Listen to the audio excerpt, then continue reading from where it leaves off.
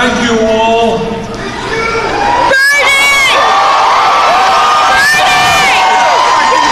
Jesus! Let me get to the point. How's that? Yeah! Here is the point. The point is that this election on Tuesday happens to be the most important midterm election in the modern history of our country. That's a fact. And I want to tell you another fact. And the other fact is that in Washington, where I work, we have Republican leadership in the Senate and in the House, including Mr.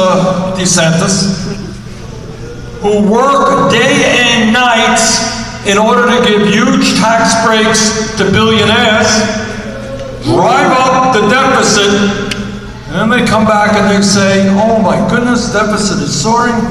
We're going to have to cut Social Security, Medicare, Medicaid, education, and nutrition programs. Now, how does it happen that we end up with a Congress and governors all over this country, including your current governor, who spend their times worrying about the billionaires and ignore the needs of working people? How does that happen? And I will tell you exactly how that happens. And that is 4 years ago in this country, we had the lowest voter turnout since World War II. Wow. Almost 2 out of 3 Americans did not come out to vote. So you got billionaires like the Koch brothers running all kinds of ugly 30-second ads on television. And then you got working people and low-income people, people of color, and young people not voting. And then you end up all over this country with right-wing extremist leaders who are ignoring the needs of the people. Now, 4 years ago, we had the lowest voter turnout in modern history. In 2018, we need to have the highest voter turnout.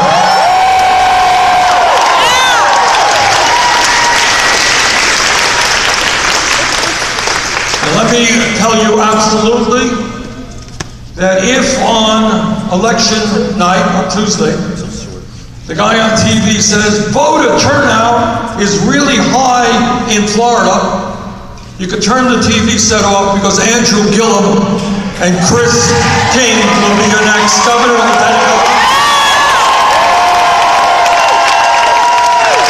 And Sean Shaw will be your next attorney general. That's what will happen if the voter turnout is high. But if that guy on TV says voter turnout is low, then you're going to end up with right-wing reactionary leadership here in Florida. And if that happens all over America, Republicans will continue to control the House and the Senate. Now, let me say, we got a diverse audience here, people of all ages, but I want to say a word to the young people. You are the future of America. And as it just happens, and I'm very proud of this, having been all over the country, your generation of young people, people under 30, is the most progressive generation in the history of America. Your generation is leading this country in the struggle against racism, in the struggle against sexism, in the struggle against homophobia, religious bigotry.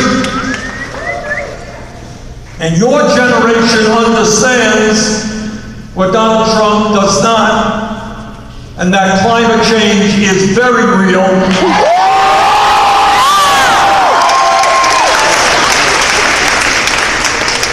You're a great generation. Well, what I want to tell you as clearly as I can is your views and your struggles for economic justice and social justice and racial justice and environmental justice, your views don't mean anything unless you participate in the political process and you come out to vote.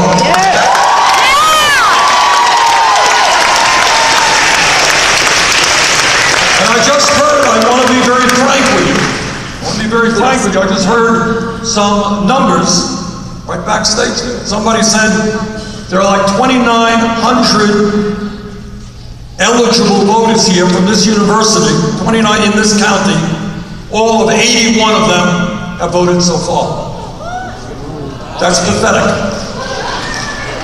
And right now, as I understand that after this event, Sean sure is going to lead people right to the polling place, and I hope you'll go with him.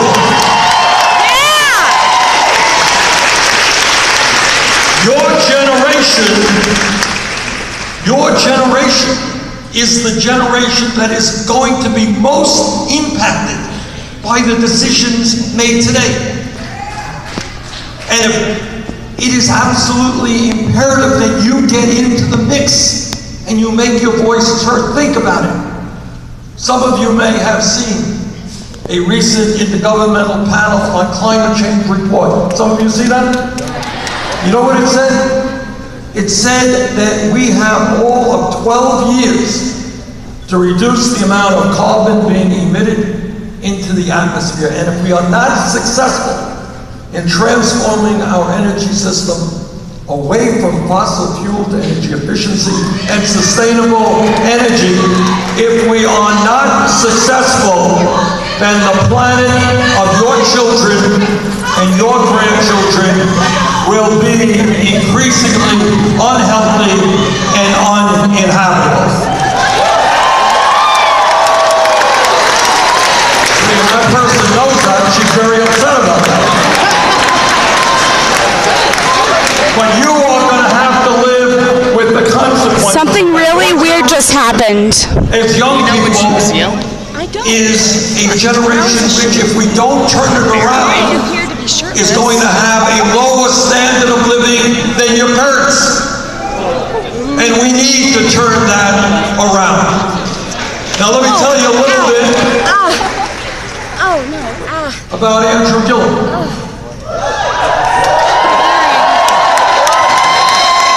Who I believe is going to be one of the great governors in Florida history. This morning I was in Orlando, in the hotel that we were staying in. I chatted with a woman who works in that hotel, and I said, I'm kind of curious, how much do you earn? She makes $10 an hour, and she has no health insurance. There are many hundreds of thousands of people in Florida who earn those terrible wages and who have no health insurance. This is the wealthiest country in the history of the world. Exactly. And every person who works 40 hours a week deserves a living wage.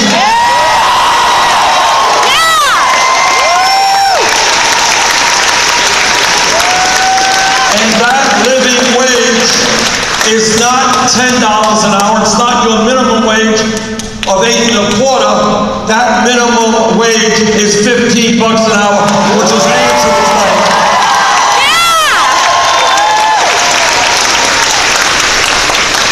And Andrew Gillum understands that the future of America is having the best educated population on earth. And that is why he is going to work with me to move